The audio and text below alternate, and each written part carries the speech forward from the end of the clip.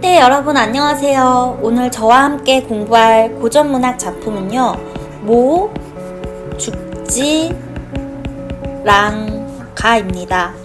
이 모죽지 랑가는요, 팔구체 향가이고요, 드고라는 화랑이 쓴 작품입니다. 제가 그 전 강의에 향가의 갈래에 대한 설명을 했어요. 그래서 향가의 갈래가 헷갈린다 라고 생각하시는 분들은 그 전에 제 강의를 봐주시면 되고요.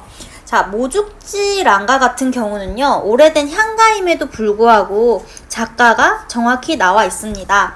이 드고는요, 신라의 화랑이었습니다. 그렇기 때문에 신라에서 화랑이란 건 어느 정도 귀족 자제였고 또 뭐 문무를 겸비한 그런 사람들이었잖아요. 그래서 이렇게 드고라는 이름이 지금까지 남아있다고 볼 수 있고요. 이 드고라는 사람이 이제 화랑도라고 하잖아요. 그 화랑도에서 이제 죽지랑이라는 그 화랑의 그 우두머리의 낭도였습니다. 근데 이 드고라는 사람이 이 죽지랑을 굉장히 보고 싶어 해서 이 노래를 지었습니다. 그 제목을 보면 이미 모죽지랑가의 주제가 보입니다. 문학 같은 경우는 현대시든 고전시든 간에 이렇게 제목에 이제 많은 주제의식이 함축되어 있는 경우가 많은데요. 이 모가 뭐냐면 그리워할 모, 사모할 모입니다. 그래서 죽지랑을 사모하여 부른 노래가는 노래가입니다. 그에 대한 제목과 이렇게 지은이에 대한 얘기를 했는데요. 이제 향가 같은 경우는요, 배경설화가 같이 내려오는 경우가 많습니다. 이 배경설화에 대한 이야기를 짤막하게 들려드릴게요. 이제 신라 32대 효소왕 때 죽지랑의 무리 가운데 드고라는 급간이 있었다, 이렇게 나옵니다. 이 급간이라는 건 신라에서 9번째 이제 관등을 얘기합니다. 그러니까 굉장히 좀 높은 관등이라고 생각을 할 수가 있죠. 자, 화랑도의 명부에 이름을 올려놓고 매일 출근하더니 한 열흘 동안 보이지가 않았어요.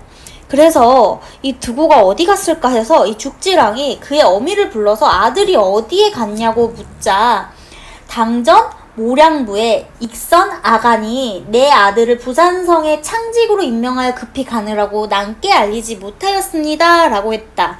자, 여기서 이제 이 드고가요, 그 위에 있는 누구냐면 익선이라는 사람 때문에 어떻게 보면 근무지가 이동을 하게 된 거죠.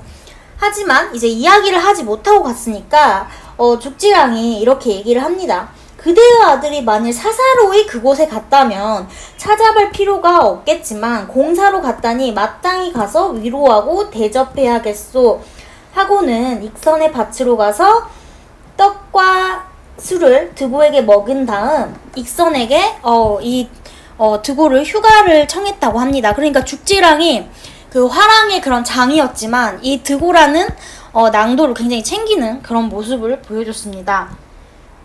이 얘기를 듣고 익선을 잡아다가 그의 더럽고 추한 마음을 씻어주려고 했으나 익선이 도망간 거예요. 그래서 익선의 누구냐면 아들을 동짓날 굉장히 추운 날인데 성 안의 못에서, 그러니까 연못에서 목욕을 시켜가지고 아들이 이제 얼어 죽었다고 합니다. 그래서 대왕이 이 말을 듣고 모량리 사람은 모두 벼슬에서 몰아내게 하게 하였고 그 지방 사람들에게 심각한 불이익을 줬다, 이런 뭐 배경 설화가 나옵니다. 그래서 이 드고라는 사람은요, 굉장히 이 죽지랑한테 고마운 거예요. 어쨌든 간에 자기가 이 익선 때문에 이렇게 멀리 떨어져 왔었는데 죽지랑이 자기에게 휴가를 청해주고 또 익선을 이렇게 물리치게 해줬잖아요. 또 익선이 벼슬을 못하게 했기 때문에 이 드고한테 이 죽지랑은 굉장히 이제 의미가 있는 사람, 이렇게 생각을 하면 됩니다.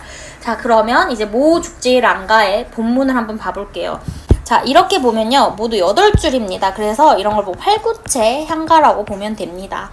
여러분이 이걸 처음 보면은 눈이 띠용 할 거예요. 왜냐면 지금 현대에 쓰이지 않는 그런 중세국어 표기가 되어 있는데요. 저랑 같이 한번 자세히 한 행씩 잘 보도록 합시다. 간봄 그림에, 이거는 뭐냐면요, 갔다는 거예요. 뭐가 봄이 갔어요. 그림에는 그리워하니입니다. 자, 여기서 화자의 정서가 바로 나오죠. 뭐예요? 화자의 정서는 그리움. 그리고 이 제목에서 이미 대상이 나왔잖아요. 죽지랑이라는 시적 대상을 지금 그리워하고 있구나. 자, 그러면 우리가 여기 한 가지 하나 볼게요. 이 봄이라는 거는 뭐냐면요. 문학은 향가된 현대지는 상징적인 겁니다. 그래서 이 봄은요, 좋은 시절을 상징을 합니다. 우리가 지금도 많이 써요. 제가 좋아하는 영화 중에 이제 이영애랑 유재태가 나온 봄날은 간다라는 영화가 있는데요. 거기서도요, 봄날이요. 실제 봄을 얘기하기도 하지만 사실 그 사랑의 한때 이런 거를 상징하거든요. 여기서도 봄이 상징적 의미로 죽지랑과 함께했던 좋은 시절이 지나갔고 그 봄을 그리워한다라고 볼 수가 있습니다. 누가? 바로 드고가. 여기서 화자는 드고잖아요. 모든 거자 우리 시름이라고 얘기하는데요. 이거는 중세국어에서 아래아라고 이제 표기가 됩니다. 근데 이거는 아 또는 으로 읽으면 돼요. 그래서 모든으로 읽으면 됩니다.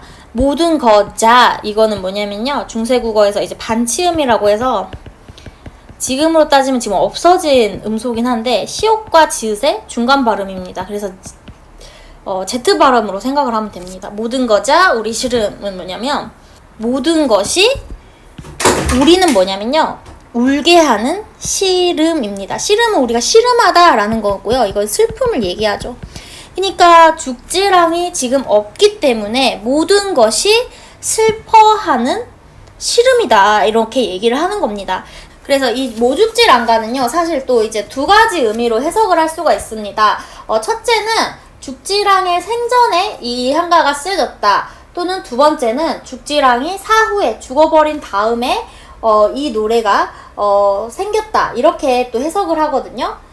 만약에 죽지랑이 생존에 있으면 이것은 이제 찬양적이고 이제 흠모적인 그런 시고 서정시로 볼 수가 있고, 만약에 죽지랑이 죽고 난 다음에는 추모시로도 해석을 할 수가 있습니다. 이것도 이중적인 의미를 갖습니다.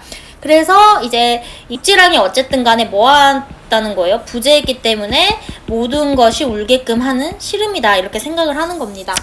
우리가 내가 슬프면 세상 모든 거에 슬퍼 보이고요. 내가 기쁘면 세상 모든 게 기뻐 보입니다. 여기서는 이제 드고 같은 경우는 죽지랑이 없기 때문에 모든 게 다 슬프다고 이렇게 표현을 한 거죠. 아름 나토샤온이라고 얘기가 되어 있는데요. 여기서는 아름다움을 나타내신입니다. 여기서 샤가 뭐냐면요. 이 주체 높임 선어말 어입니다. 그래서 우리가 이걸 똘똘히 들여다보면은 현대어랑 굉장히 비슷한 부분이 있어요. 아름은 지금도 아름다운 할 때 쓰잖아요. 그래서 아름다움을 나타내신 자 즈지 살준 디니저라고 얘기하는데요. 자 즈지는 뭐냐면요. 여기서 용모를 얘기합니다. 죽지랑의 그런 아름다운 나타내신 모습이 찰중이 뭐냐면요. 여기서 주름살이에요. 주름살이 디니저, 지니려 하는구나 라고 얘기를 합니다. 그러니까는 죽지랑이 어떻게 보면 화랑의 장이었으니까 굉장히 늠름하고 멋있는 모습이었을 거 아니에요. 하지만 이런 세월이 지나면서 사람은 또 죽기도 하고 또 늙기도 하고 이런 것을 얘기를 하죠. 그래서 이 시 같은 경우는요. 굉장히 이런 부분에서 인생무상적인 그런 태도가 나타납니다. 그리고 이 부분은요. 이 화랑도라는 것도 신라의 화랑이 굉장히 이제 융성했다가 이제 또 고려 말쯤으로 가면 점점 쇠퇴하잖아요. 그래서 화랑의 어떤 쇠퇴를 의미하기도 합니다. 이런 부분이 이제 여기서 나타날 수 있습니다. 그래서 여기서는 이제 이렇게 얘기를 하죠. 눈 돌칠 사이에 라는 거는 눈을 잠깐 돌릴 사이라는 건 짧은 시간을 얘기합니다. 눈 깜짝할 사이에 맛보옵디 지조리라고 얘기하는데 이거는 뭐냐면요. 만나보기를 지으리라는 얘기로 만나보기 싶다라는 자신의 어떤 희망, 소망을 얘기하는 겁니다. 그래서 만약에 죽지랑이 아까 말했듯이 생전이면 죽기 전에 한번 보고 싶다 이거고 사후면은 그런 사후 세계에서라도 만나겠다 이런 얘기를 하고 있는 거죠. 자, 그 다음에 이렇게 얘기를 하죠. 낭이여라는 건 여기서 죽지랑의 이 낭을 얘기합니다. 죽지랑이여 그릴 마잠에 놓을 길이라고 얘기를 하는데 그리워하는 마음의 여울은 뭐냐면 가는 길이라고 얘기를 합니다. 여기서 길이라는 공간적 배경이 나오는데요. 여기도 역시 봄과 마찬가지로 상징적 의미죠.